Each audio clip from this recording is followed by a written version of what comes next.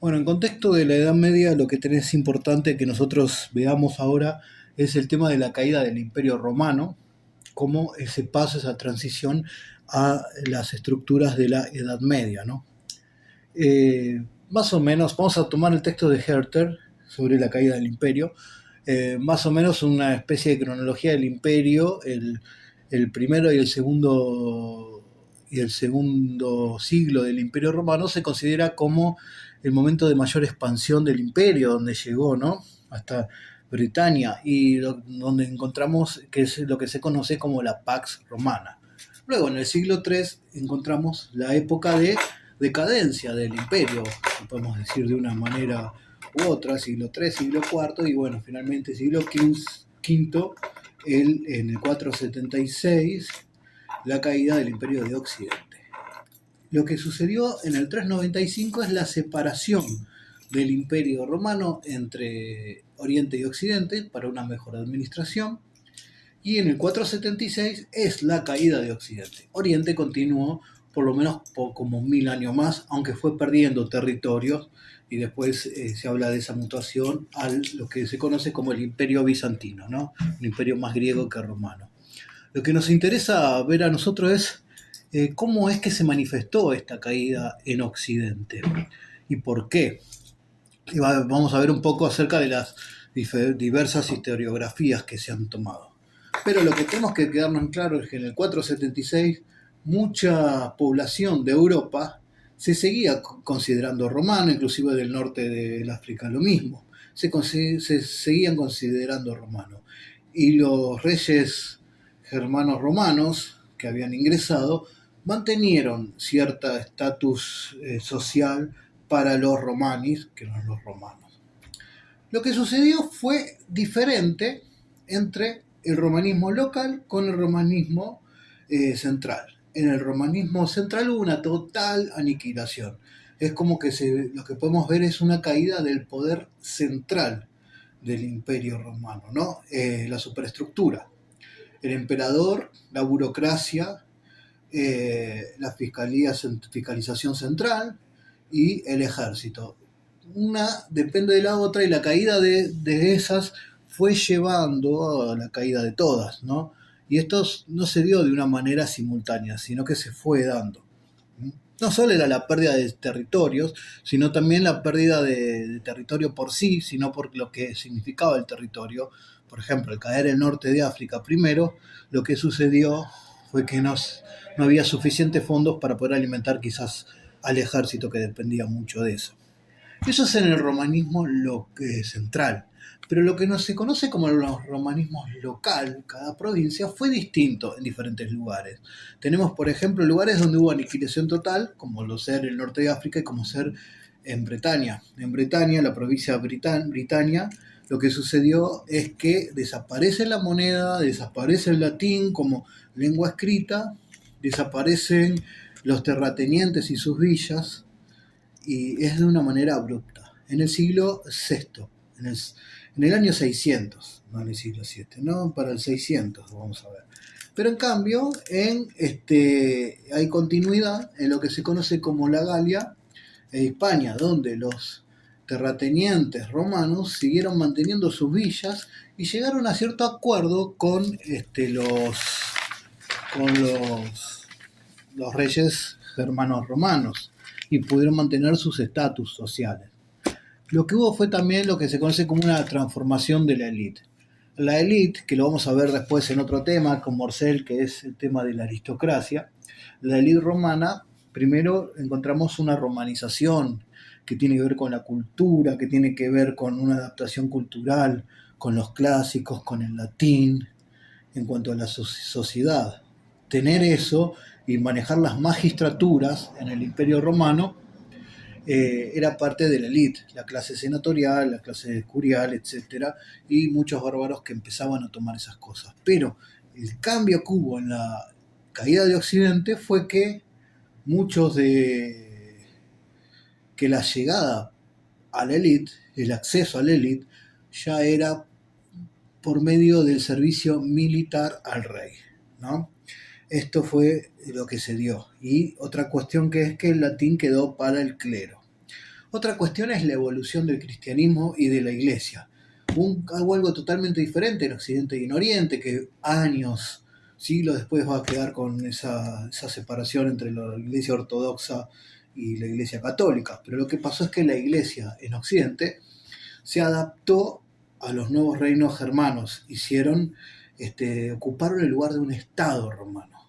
A ver si me puedo explicar. La iglesia ocupó ese lugar y empezó a tener autonomía de los reyes germanos-romanos. Empezó a tener una autoridad independiente. Y vamos a ver que, por ejemplo, muchos de las clases senatorial romanas se pasaban, vamos a ver también con el tema de la aristocracia, a lo que es el clero. Empezaban a hacerse obispos para poder mantenerse. En cambio en Oriente no. En Oriente la iglesia estaba muy supeditada a lo que era el emperador. Bueno, ahora lo que vamos a ver es, según la historiografía, los factores de desmoronamiento. Tenemos una historiografía tradicional, una más reciente, y lo que plantea Herter. Una tradicional fue que se dio por la decadencia del imperio, que hubo una ruptura abrupta, fueron invadidos por estos reinos bárbaros y fue decisivo, fue un periodo decadente. En cambio, una más reciente, la anterior está como asociada a la formación de los estados del siglo XIX, ir a buscar sus raíces, y esta más reciente, conocida como minimalista, está relacionada con la formación del mercado común europeo en esos tiempos. Van a ver como que hubo una transición, como que hubo una ruptura limitada, una perturbación limitada, algo así, ¿no? Y va a evitar un juicio de valor, tanto de los romanos como decadentes como de los bárbaros. No hubo tanto cambio, va a decir, hubo una transición. ¿Herter qué propone? Bueno, Herter es como que retoma un poco las visiones tradicionalistas, pero no la atribuyen a los bárbaros invadiendo, sino que hubo otros factores que fueron multifactores los que dieron a este desmoronamiento. No fue súbito, pero se fue dando. Fueron habiendo transiciones. Los tradicionales podemos ver a Gibson. Gibson nos va a decir que tiene que ver con la decadencia moral del imperio y la religión católica, la corrupción moral, pero no es tan así porque la iglesia, no fue por culpa de la iglesia que condenaba eso, porque en Oriente siguió 1000 años más. Después Jones va a decir que el tema fue una cuestión de impuestos, el tema fue una cuestión económica de impuestos.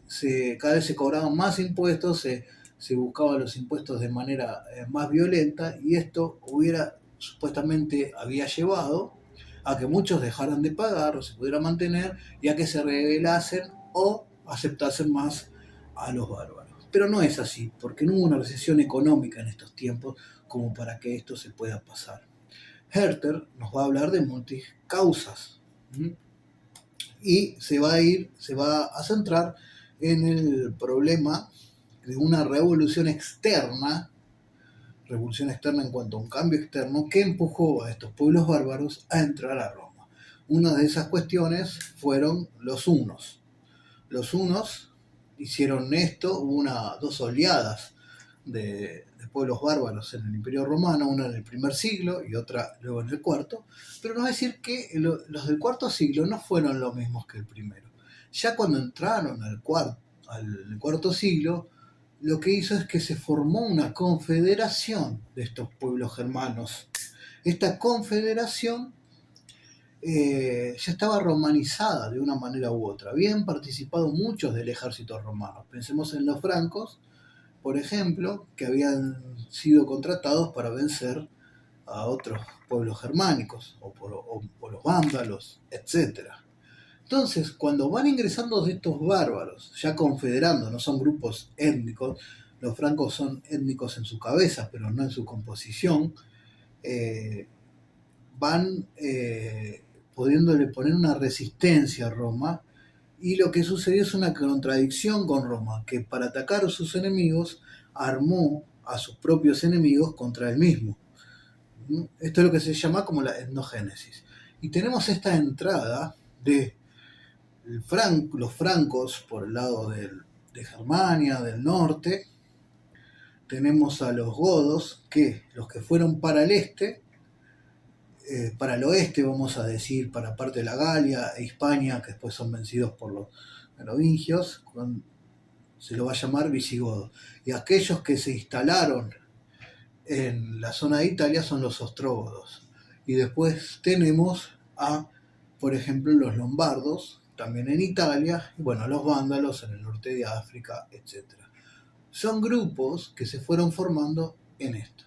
Para resumir, entonces, lo que podemos decir es que, entonces, para resumir, porque puse una pausa, vimos la caída de Occidente en el 476, vimos que la cuestión fue el romanismo local, lo que mayor cayó y lo que fue una aniquilación total.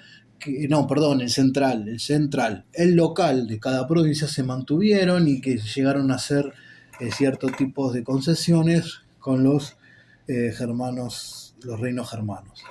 Vimos también estas posturas historiográficas, tradicionales, minimalistas y lo que propone Herter, desde ir a un aniquilamiento abrupto y total de parte de una invasión, a pasar la minimalista como que no pasó nada, que fue una transición, amor y paz, de una manera u otra, y Herter que dice que no fue tan así, que no fue ni tan abrupto, ni tampoco fue que no pasó nada. Y que esto fue por las cuestiones de estos grupos bárbaros que se confederaron, se formaron y lucharon con las mismas armas contra Roma. Esto es básicamente la caída del Imperio Romano, y esto nos va a llevar al otro punto, que es la formación de la aristocracia medieval, que tiene que ver mucho con estas cuestiones, tanto de los germánicos, y en especial con esta transformación de las élites romanas.